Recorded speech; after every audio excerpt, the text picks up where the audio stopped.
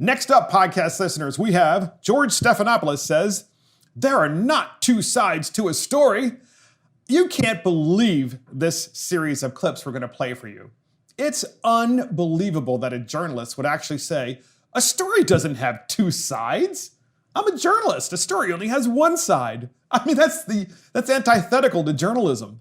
Nonetheless, George Stephanopoulos is interviewing Rand Paul, and it's a terrific, I think, series of clips we're going to play for you where Rand Paul just smashes in the face George Stephanopoulos with Rand Paul's intellect. And George tries his best on ABC News, good old crooked George Stephanopoulos tries his best to play gotcha with Rand Paul and is incredibly unsuccessful at doing so. So naturally, this interview is about the election and about the impeachment and so forth, and it's quite recent. It's only like a couple of days ago this interview took place. And so here is Stephanopoulos to Rand Paul. We have the first clip, and here it is. Senator Paul, let me begin with a threshold question for you. This election was not stolen. Do you accept that fact? Well, what I would say is that the debate over whether or not there was fraud should occur. We never had any presentation in court where we actually looked at the evidence. Most of the cases were thrown out for lack of standing, which is a procedural way of not actually hearing the question. There were several states in which the law was changed by the Secretary of State and not the state legislature. To me, those are clearly unconstitutional, and I think there's still a chance that those actually do finally work their way up to the Supreme Court. Courts traditionally and historically don't like to hear election questions. But yes, were there people who voted twice? Were there dead people who voted? Were there illegal aliens who voted? Yes, and we should get to the bottom of it. I'll give you an example. In my state, when we had a Democrat Secretary of State, she refused, even under federal order, to purge the rolls of illegal voters. We got a Republican Secretary of State, and he purged the rolls. Senator Paul. So that's right. So a legislature, a state legislature, makes the election laws. And the Secretary of State implements those laws as they were written by the state legislature. That's not what happened last election in some swing states where the Secretary of State's wholesale changed the election laws, which they cannot do. And that was Rand Paul's part. That was Rand Paul's point, excuse me. Nonetheless, listen to Stephanopoulos toe the party line as an alleged media person to Rand Paul. He says, well, they were dismissed for just a lack of evidence, but you know, not for standing. Here's this clip. You just got to listen to this series of clips. It's unbelievable. Here it is. No election is perfect, but there were 86 challenges filed by President Trump and his allies in court. All were dismissed. Every state certified the results after investigations, counts, and recounts. The Department of Justice, led by William Barr, said there's no widespread evidence of fraud. Can't you just say the words, this election was not stolen? What I would suggest is that if we want greater confidence in our elections, and 75% of Republicans agree with me, is that we do need to look at election integrity, and we do need to see if we can restore confidence in the elections. Yes, so there is a further response from Rand Paul to that question. Listen to this epic response. We have that clip, and here it is. Well, 75% of Republicans agree with you because they were fed a big lie by President Trump and his supporters who say the election was stolen. Why can't you say, well, I think where you make a mistake, hey, George, where you make a mistake is that people coming from the liberal side like you immediately say everything's a lie instead of saying there are two sides to everything. Historically, what would happen is if I said that I thought there was fraud, you would interview someone else who said there wasn't. But now you insert yourself in the middle and say the absolute fact is that everything I'm saying is a lie. Well, because, Senator, I said what the president said was a lie because he said, hold on a second. He said the election was stolen. This election was not stolen. The results were certified in every single state after counts and recounts. You're saying that you're saying there was no fraud and it's all been investigated. That's just not true. It's not what I said, sir. I said the Department of Justice found no evidence. Let me finish my point. You said something that was not true. You say we're all liars. You're just simply saying we're all liars. And I said it was a lie that the election was stolen. Premise that you're right and we're wrong. So, is that awesome or what? That is awesome.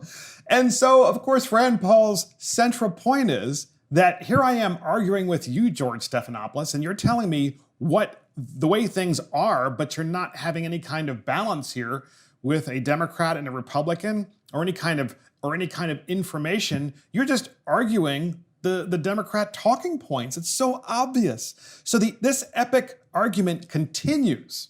Okay, it continues. Listen to this clip. Here it is. Well, let's talk about the specifics of it. In Wisconsin, tens of thousands of absentee votes had only the name on them and no address. Historically, those were thrown out. This time they weren't. They made special accommodations because they said, oh, it's a pandemic and people forgot what their address was. So they changed the law after the fact. That is wrong. That's unconstitutional. And I plan on spending the next 2 years going around state to state and fixing these problems. And I won't be cowed by liberals in the media who say, there's no evidence here and you're a liar if you talk about election fraud. No, let's have an open debate. It's a free country. So is that great or what? So there is an example where Rand Paul just gave to George Stephanopoulos. It was like, look, in Wisconsin, the law was changed essentially by the Secretary of State and or was not enforced, whereby it said, hey, look, we're going to mail out, these thousands and thousands of ballots. And instead of you just putting your name on the ballot and as well as your address, which is a requirement, and then signing it, they had all these ballots, many, many thousands of them that just had a name but no address. Now that, of course, is incredibly sketchy, right? Why would anyone fill out a ballot in Wisconsin and not put their address? Okay, so that automatically, notwithstanding the fact that they changed the rules last minute and would normally not count those ballots, but then decided to count them, and that could have in Wisconsin made a significant difference. And so that's Rand Paul's point. And then he goes on, of course, in that particular clip and says, the problem is that we have a left-wing media that's not even interested in learning or curious in engaging in journalism to find out what is going on. And so this is where this goes really south for George Stephanopoulos. He literally said, as we have called this segment, there are not two sides to a story. Can you imagine a journalist saying that? We have that clip, and here it is. There's no widespread evidence of election fraud that overturned the results. That was stated as well by the Department of Justice, led by President Trump's Attorney General. In Wisconsin, there were counts and recounts. Never studied that. Even that's certified. Not true. Even that's not true. Even William that's Barr not said true. that directly. Barr said that, but there was.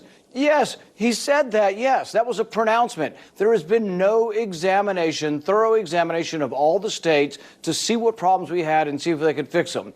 Now, let me say, to be clear, I voted to certify the state electors because I think it would be wrong for Congress to overturn that. But at the same time, I'm not willing just to sit here and say, oh, everybody on the Republican side is a liar and there is no fraud. No, there were lots of problems, and there were secretaries of state who illegally changed the law, and that needs to be fixed. And I'm going to work hard to fix it, and I won't be cowed by people saying, oh, you're a liar. That's the problem with the media today, is they say all Republicans are liars and everything we say is a lie. There are two sides to every story. Interview somebody on the other side, but don't insert yourself into the story to say we're all liars because we think there's some fraud in the election. There are not two sides to the story. Podcast listeners, did you just hear that? George Stephanopoulos of one of America's largest news desks, and allegedly a reporter on hard news, says there are not two sides to a story. That is antithetical to journalism. The whole point of journalism is to listen to and report both sides of a story and let the public decide what they believe. That's how you get to the truth. You can't seek the truth if you say, as a journalist, there are not two sides to a story. I have never heard in my entire life a journalist, a hard news person, such as George Stephanopoulos, being that stupid to admit that he believes there aren't two sides to a story. There's only his side. So we have the final clip in this series, and here's Rand Paul hitting back. And here it is.